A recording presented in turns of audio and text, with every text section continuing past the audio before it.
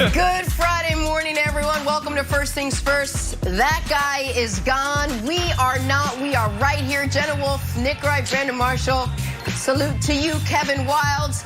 Nick, I'm going to get to your well-being in just a second, but Brandon, you called it. Are you going to take it easy on your guy, Nick Wright, this morning? The guy needs some love. He needs some love today. Jenna, he needs a lot of love. Look, when your brother's hurting and he's down, you don't ever turn to your brother and say, I told you so.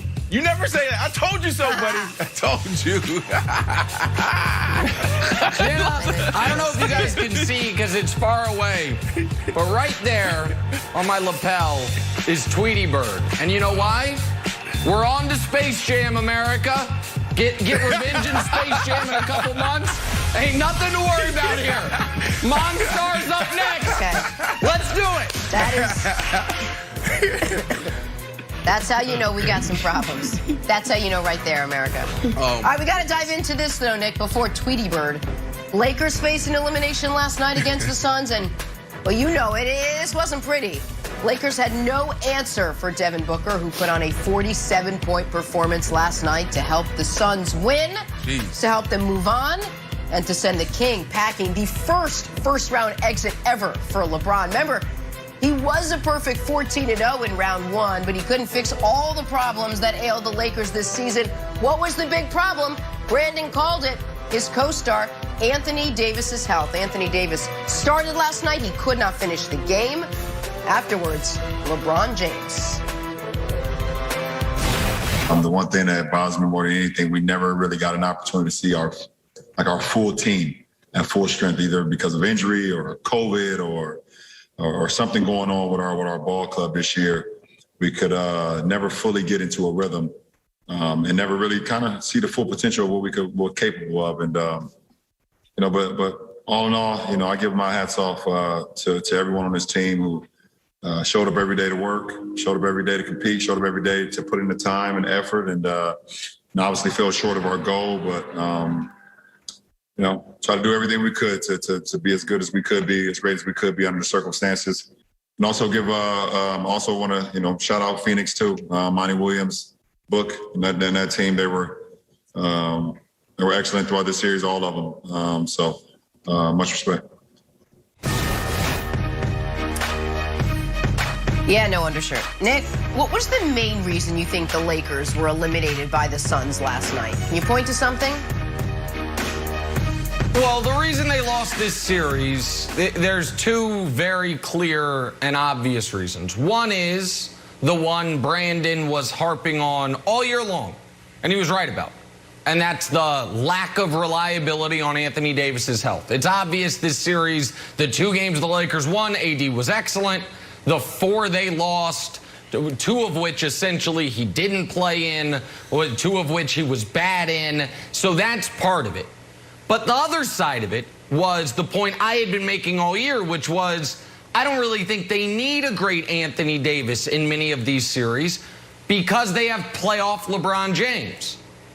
And the Lakers did not have playoff LeBron James this series. And that, to me, is the most interesting question moving forward about what will be the final act of LeBron's career.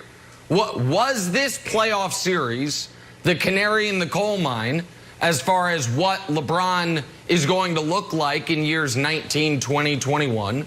Or was this playoff series a guy who said, I can be at 90-some%, who was actually at 50% after the ankle injury? This was the worst playoff series LeBron James has played in his life other than the 2011 finals against the Mavs. And I kept waiting and thinking he was saving something for the end to where you would see him do what he has done in every elimination game for a decade. Attack, take over, get to the rim. And he wasn't able to. And when he did get to the rim, he didn't have the burst. Now, some will say that's because he's 36 in year 18, and maybe they'll be right. I think it's more likely when we saw him just 9 months ago, when he was almost 36 in year 17, dominate a finals, that he was never even close to 75% off the ankle. But with AD playing well for 2 games in this series and then being hurt, as Brandon unfortunately kind of predicted, and LeBron not looking anything like any version of LeBron we've seen in the playoffs for a decade, Lakers were cooked. And Devin Booker, going NBA Jam on fire certainly didn't help. So that's what happened. It's not that complicated, and I do give Brandon credit, and I think this is where, and I'm not trying to filibuster here, Brandon, but let me be sincere here for a moment. The whole idea of like this show and a lot of these shows are, you have a guy like me who studies everything and watches everything and learns it that way, and a guy like you who watches and studies, but a lot of your experience comes from having done it. And you as the athlete who has been banged up, who has seen when a guy's body isn't right, you were far more concerned than I was willing to be that Anthony Davis just ain't going to be right this year, and that was crystal clear this postseason, particularly last night.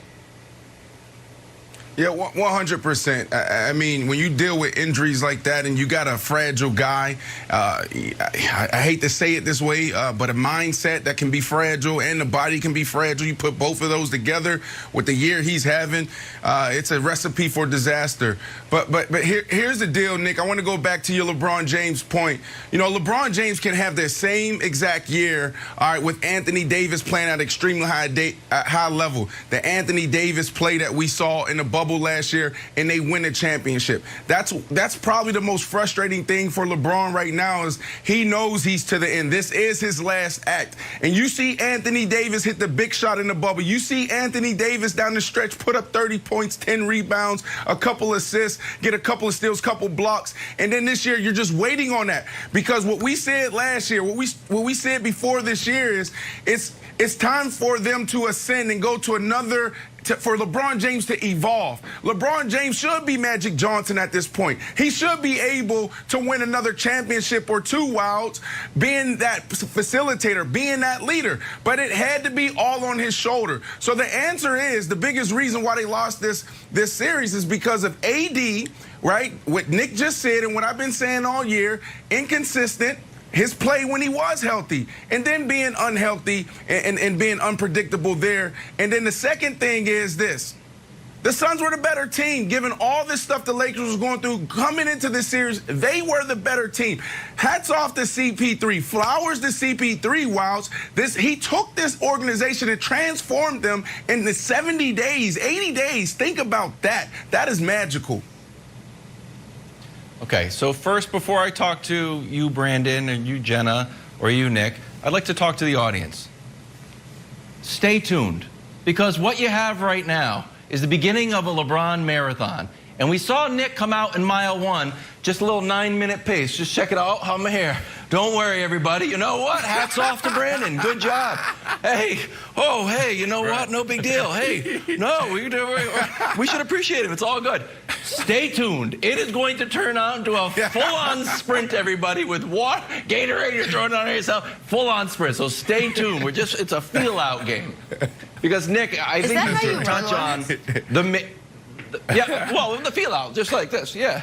It's a little like Mahomes back there. Okay. Yeah, that's why I have my dad.